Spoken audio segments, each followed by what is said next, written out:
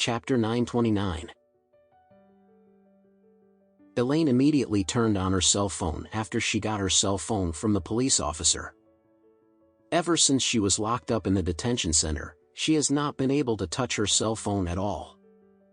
She did not have the opportunity to contact her husband or her daughter at all. Now, Elaine suddenly felt a very strong grievance when she got her cell phone back. Her husband and daughter would not know that she had suffered so much inhumane torture and suffering in the detention center for the past 2 days. However, she would not be able to tell them about all of the grievances that she had suffered. This was because Elaine knew that she would probably be killed by the criminals or arrested by the police and locked up in the detention center again if she dared to utter a single word about this matter. After she turned on her cell phone, Elaine realized that she received countless text messages on her cell phone. As soon as she clicked into her text messages, she realized that almost every single text message that she received came from her own daughter, Emma. When she saw that her daughter was very worried about her and that she constantly sent her text messages asking about her whereabouts, Elaine felt very comforted. However, at the same time, she also thought of something. Why didn't her husband send any text messages to her at all?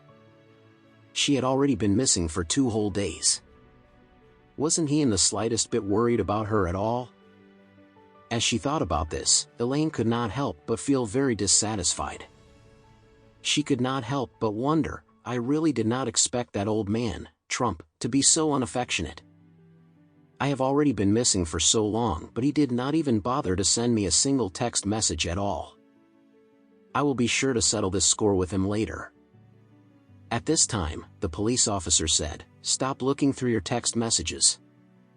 Call your son-in-law and ask him to come and pick you up." At this time, Elaine hurriedly asked, "Officer, do I really have to ask my son-in-law to come and pick me up? I can't help but feel very frustrated and annoyed when I think of this man. I seriously hate him to the core. Can I get my daughter to come and pick me up instead?"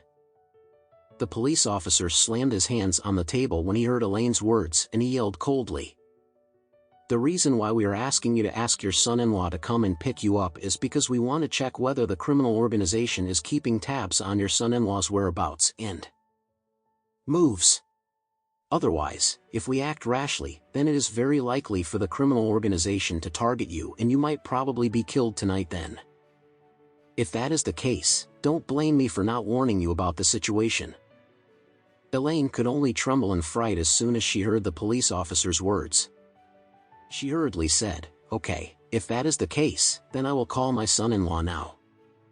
Officer, please make sure to keep an eye on the situation and see if the criminals are observing my son-in-law's moves."